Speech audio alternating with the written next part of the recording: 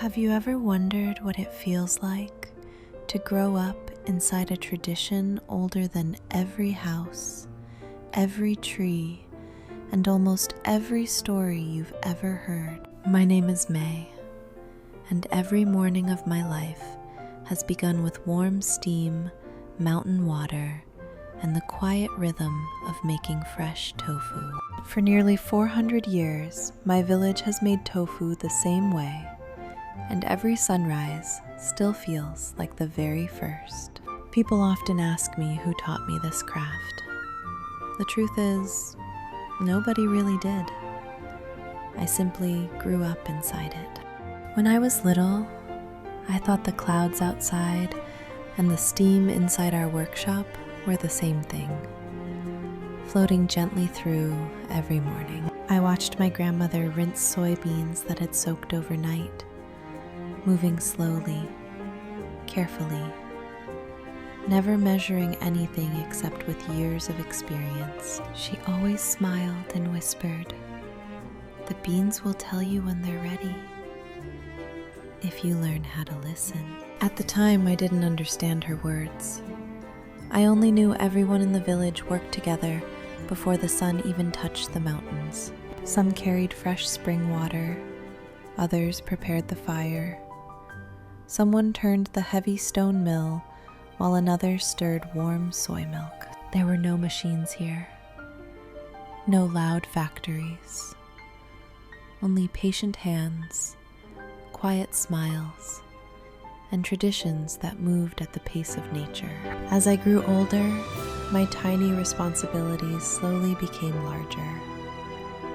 First, I carried baskets that always felt much heavier than I was. Then I learned to wash every soybean until the water became perfectly clear, just as my grandmother had always done before me. The day I was trusted to turn the stone mill alone felt like a quiet ceremony.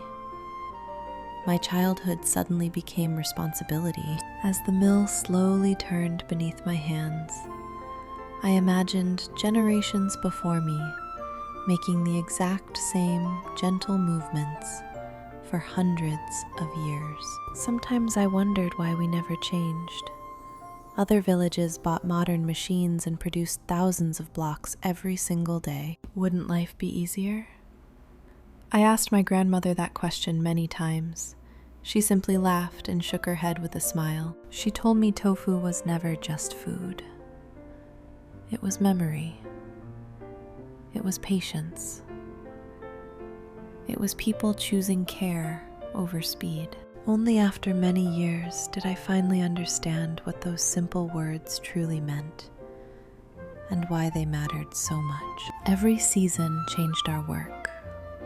Winter, summer, rain, and wind all asked us to make tiny adjustments that no recipe could explain. Yet somehow every fresh block still carried the same gentle flavor my ancestors had known centuries before I was even born. Travelers now come from far away to watch us. They arrive for tofu, but they often stay because of the stories. Once people understand the hands behind every block, they say the taste somehow becomes softer, warmer, and impossible to forget. Now, every morning before dawn, I hear the same fire crackling, the same stone mill turning, and the same peaceful voices. Sometimes I catch myself repeating my grandmother's words to the next generation. Listen carefully. The beans will always tell you. Will our village still make tofu this way 400 years from now? I honestly don't know. But I still have hope. Every sunrise, every careful pair of hands, every child willing to learn keeps this story alive. And tomorrow, I'll begin again. One gentle block of tofu at a time.